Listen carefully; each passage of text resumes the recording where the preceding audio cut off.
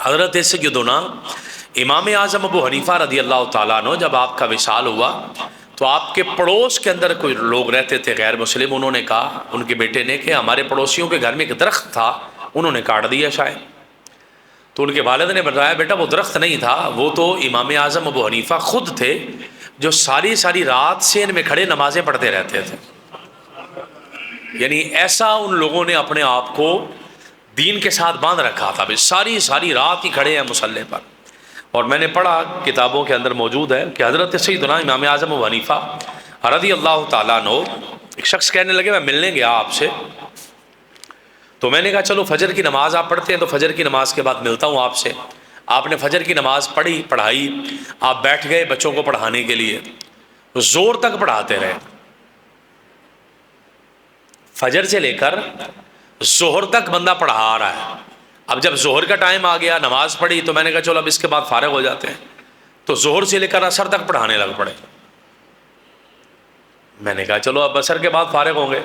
اب عصر سے لے کر مغرب تک پڑھا رہے ہیں, پھر دین سکھا رہے ہیں, پھر مغرب سے عشاء تک. میں نے کہا چل اب عشاء ہو گئی, اب تو لوگ چلے گئے. تو اب عشاء کی نماز پڑھ کے وہ نفل پڑھنے انہوں نے شروع کر دیے. جب عشاء کی نماز مکمل ہو گئی, نفل وغیرہ لوگوں نے پڑھ لیے, لوگ چلے گئے, تو آپ اٹھ کے کھڑے ہو گئے عشاء کے بعد, صبح فجر تک نفل پڑھتے رہے, صبح فجر تک نفل پڑھتے رہے. ایک دن ہے, 2 دن ہے, 3 دن ہے, تیسرے دن پھر میں چلا گیا. میں نے کہا ان سے تو بات کرنے کا موقع ہی نہیں ملے گا.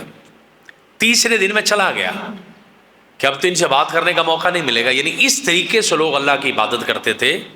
ہاں ابھی کچھ ایسے لوگ آ گئے ہیں جس پہ ابھی بڑے ہمارے علماء کو بھی کام کرنے کی ضرورت ہے, ہمارے جو پڑھنے پڑھانے والے طلبہ ہیں انہیں بھی کام کرنے کی بڑی ضرورت ہے. الہاد, دہریہ ٹائپ, یہ کہتے ہیں کہ کوئی ہر چیز خود بخود ہوتی ہے.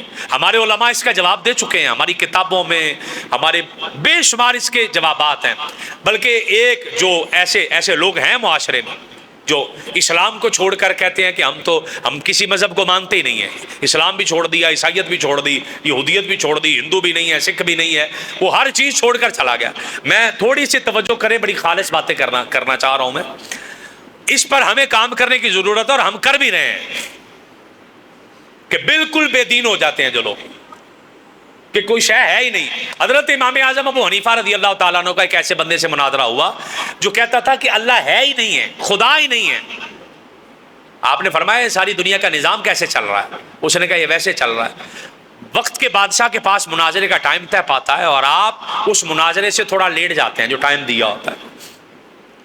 وہ مناظر پہلے پہنچ جاتا ہے جو یہ کہتا ہے کہ اللہ ہے ہی نہیں ہے, نظام خود بخود چل رہا ہے, دنیا خود بخود بنی ہے, بچہ خود بخود پیدا ہوتا ہے مر جاتا ہے, اس کو کوئی چلانے والا نہیں ہے, کسی خدا کو ماننے کی ضرورت نہیں ہے, بغیر خدا کے دنیا چل رہی ہے. امام اعظم ابو حنیفہ نے فرمایا ایسا نہیں ہے, بلکہ یہ تو فلسفہ ہے. اب ایک عقلی دلیل نوجوانوں کے ذہنوں کے قریب, بہت قریب. مناظرے کا ٹائم طے پا گیا, ڈبیٹ ہوگا, ہماری ملاقات ہوگی, ہماری بحث ہوگی, اس میں مناظرہ ہوگا, اس میں آپ ثابت کریں گے کہ میں ٹھیک ہوں کہ آپ غلط ہیں, آپ تھوڑا لیٹ گئے.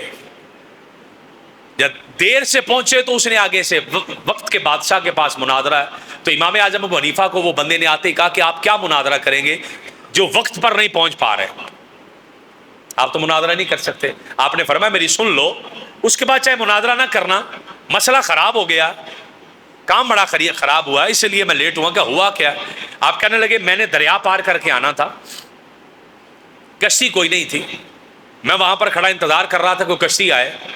تو اب ہوا یہ, میں نے دیکھا خود بخود خود درخت کٹے ہیں, نیچے گرے ہیں, خود بخود ان کے پھٹے بنے ہیں. میں حیران ہو گیا, اور خود بخود ان پھٹوں کی کشتی بن گئی ہے اور پھر دریا میں آئی ہے, اور مجھے اٹھا کے کسی نے اندر ایسے خود بخود ہی بیٹھ گیا ہوں میں, اور وہ خود ہی چلی کنارے پر آ کر رک گئی ہے. میں حیرت میں پڑا ہوا ہوں کہ یہ سارا کا سارا درخت کٹنا, کشتی بننا, پھٹے بننا, دریا میں آنا, یہ خود بخود کیسے ہو گیا اتنا بڑا کام. اس حیرت نے مجھے لیٹ کیا ہے. وہ مناظر جو تھا نا, لڑنے آیا مناظرہ اس بات پر کہ خدا کوئی نہیں ہے, وہ کہنے لگا یہ کیا مناظرہ لڑے گا امام اعظم, یہ تو جھوٹ بول رہے ہیں, کیسے ممکن ہے درخت خود بخود کٹ جائے, یہ لیٹ آنے کے لیے اپنا عذر پیش کر رہے ہیں, کیسے ممکن ہے خود بخود پھٹے بن جائیں. اور کیسے ممکن ہے کہ کشتی بن جائے، کیسے ممکن ہے وہ دریا میں آ جائے؟ کسی نے تو کاٹا ہوگا، کسی نے تو یہ کیا ہوگا۔ امام اعظم فرماتے ہیں یہی تو تمہیں سمجھانا چاہ رہا ہوں، اگر ایک کشتی خود بخود نہیں بن سکتی تو اتنی بڑی زمین کیسے خود بخود بن سکتی ہے؟ یہ آسمان کیسے خود بخود بن سکتا ہے؟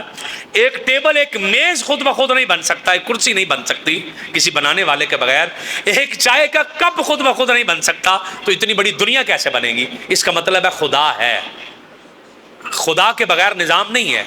عقل بھی مانتی ہے۔ یہ مسئلہ سمجھیے گا، نوجوان زیادہ توجہ کیجیے گا۔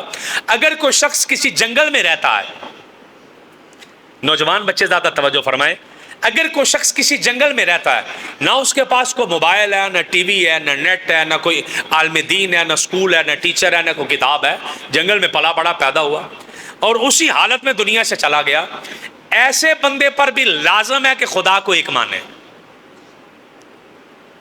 ایسے بندے پر بھی جس کے پاس کوئی بھی چیز تبلیغ کا ذریعہ، ذرائع ابلاغ کے ذریعے، نیٹ کے ذریعے، کسی ذریعے سے بھی نہیں، کیونکہ خدا کا ہونا یہ ایسا امر ہے جو عقل بھی مانتی ہے۔ عقل کہتی ہے کہ رب ہونا لازمی ہے۔ عقل، اللہ نے بندے کے اندر شعور ایسا پیدا کر دیا ہے۔ آپ سے سوال کرنے لگا ہوں، ایک چھوٹا بچہ جب ماں کی گود میں آتا ہے، اس کو بھوک لگتی ہے، بچہ روتا ہے، جب دودھ پی لیتا رونا بند کر دیتا ہے، اس کو یہ شعور کون دے رہا ہے کہ یہاں رونا ہے، یہاں چپ کرنا ہے؟ یہاں رونا ہے، یہاں چپ کرنا ہے۔ ایک زمین ہے، آپ ایک بندہ 1 ایکڑ زمین کاشت کرتا ہے، اس کی ایک کنال میں وہ کنک کا بیج پھینک رہا ہے، ایک میں مکئی پھینک رہا ہے، ایک میں جو پھینک رہا ہے، ایک میں باجرہ پھینک رہا ہے، ایک میں کوئی اور کسی قسم کا بیج پھینک رہا ہے۔ ایک ہی کھاد ہے، ایک ہی پانی ہے، ایک ہی مالک ہے، ایک ہی زمین ہے، ایک ہی کھیوٹ ہے، ایک ہی مربع ہے، ایک ہی قلعہ، سب کچھ ہے، لیکن ہر کنال میں سے الگ الگ درخت اگے گا، ہر ایک کا الگ الگ ذائقہ ہوگا۔